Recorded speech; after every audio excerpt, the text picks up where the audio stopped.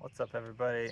So today I'm gonna share my about 10 to 11 year retire early using Geoarbitrage plan.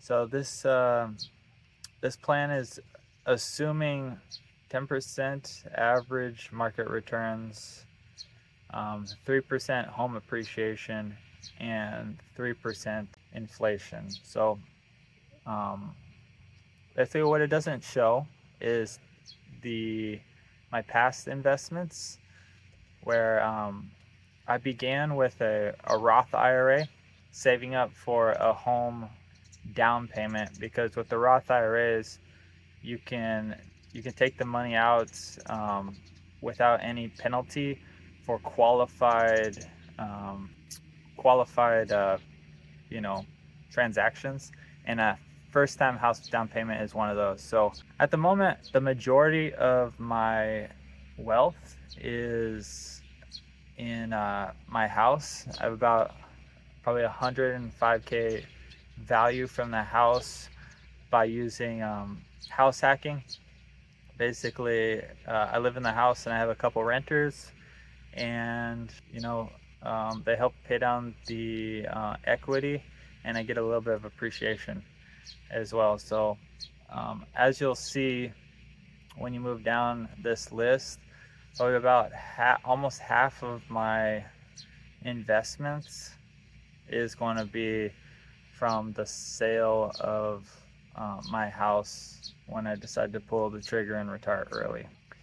So my accounts that I use is I'm maxing out a 457B, which is my I'm a teacher, so it's my school retirement plan.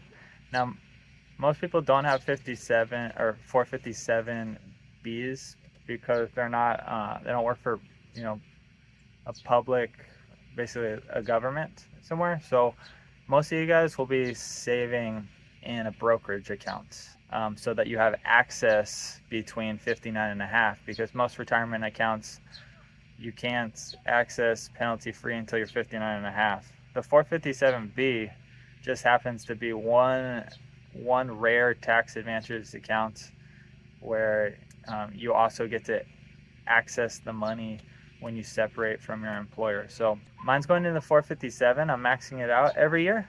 But you guys, if you're trying to do the fire retire early, it will probably be using a brokerage account, just because you can access it whenever you want. So as you can see, right now in year one, we are at about 145K of worth. I'm going to plan on retiring at 46.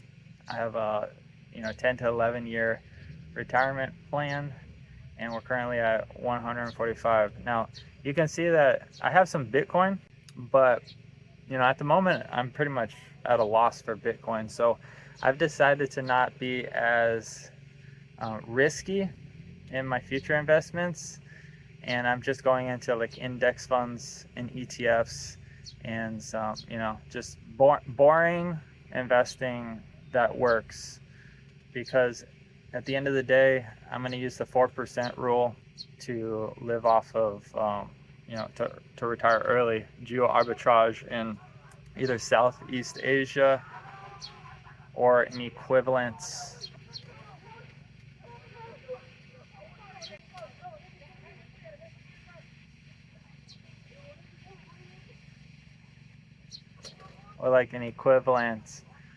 country that pays where my money goes further, right?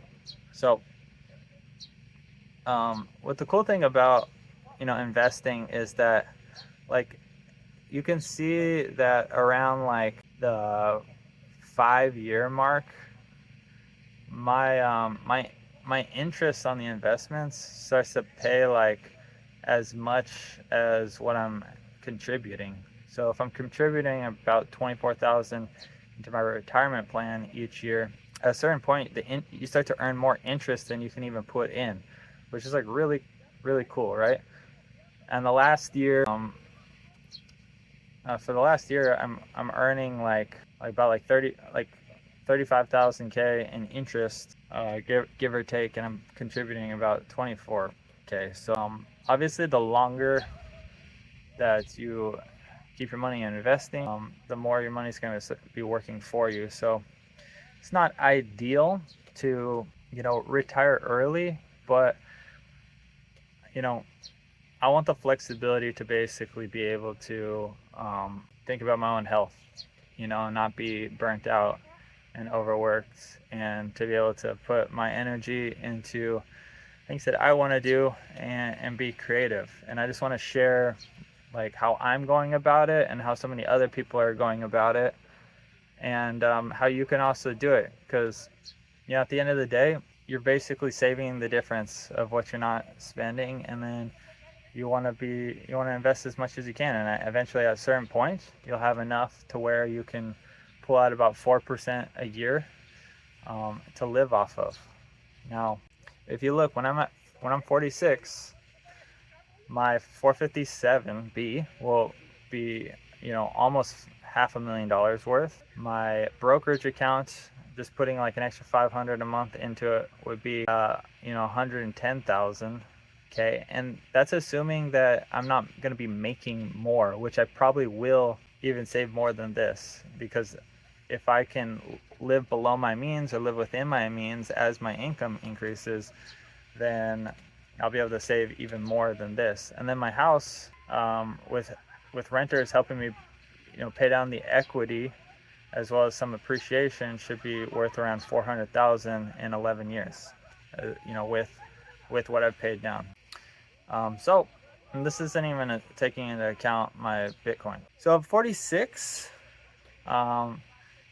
with everything being liquid after the sale of my house, I'll have about $950,000, and if I take 4% out, that's $38,000 a year. And I've calculated that it would take me about $2,000 a year in like the Philippines right now to live off of. So that's more than I would even need, which means that my investments would still continue to appreciate. I can choose to work or not work if I want to, be creative, try to make money in different ways, and not be obligated to work a job that you may or may not, like. And then not even that you may or may not like it, it's just that in the United States, anything that you have to do 40 to 60 hours a week is just too much, even if you love it. It's just like not getting to be your own boss can be a drag. And so one thing you need to take into account is that this is a 4% rule, and in 11 years from now, I'll be able to take out 4%, $3,160 a month, which is more than $2,000 a month. But you have to take into account that the $2,000 that I'll need today in the Philippines is not going to be the same amount that I'm going to need in 11 years from now. So if you take into account inflation, in 11 years, that $2,000 that gets me by very comfortably in the Philippines will look a lot more like $2,800 a month at 46. Now I'm in the 4% rule is based off of a 30-year retirement. So if I retire at 46, that means that it may or may not make it for me past 76, which is not enough time. Being a teacher, I'll also get a pension that I get to tap into when I'm 62. And when I'm 62, I'll be able to tap into about $57,000 a year from a pension, which covers my expenses alone. So my retirement might be a little bit different than yours, because I'm bridging the gap between 46 to 62, which is only like 16 years that I need to bridge until I get a pension. So yours, you might need to take that into account, or you also might need to take into account that maybe instead of working full-time, you work part-time, or you get the creative ability to build your own business to your liking and not have to be so stressed on making a certain amount of money. I just think that like going after fire gives you that flexibility to be able to choose how you want to live your life and take some of that power back for you. And the most efficient way to do it is, by having this plan and using the 4% rule or 3% rule, depending on your goals. And if you're fine with moving out of your home country that might be a lot more expensive, then you can do it a lot sooner. And check out different places, because most of the place is not as expensive as the Western world. So, and it's still really nice. So it's crazy what you can get through Geoarbitrage and getting your money to work a lot further for you, where sometimes your standard of living instantly increases, and on top of that you have freedom of time to be creative, to rest your body, to stop deteriorating your own health. So it just takes a little bit of a plan, and it takes being a little bit disciplined. I mean, I don't see the reason why anybody should not be like saving the difference in living below their means. The way I look at it is the US is for making money, and the rest of the world is for spending money, respectfully, right? So anyways, let me know what you guys think in the comments. This is my current plan, and this plan can adjust slightly depending on whether I make more money and can save more money, or whether my lifestyle choices change, meaning like whether I want to do this in the Philippines, or whether I want to do this in South America, or whether I want to do this on a boat, or whether I want to do this in an RV. You get to choose what your lifestyle is. You just have to figure out what your number is for how much you need to make first, and then you like reverse engineer it.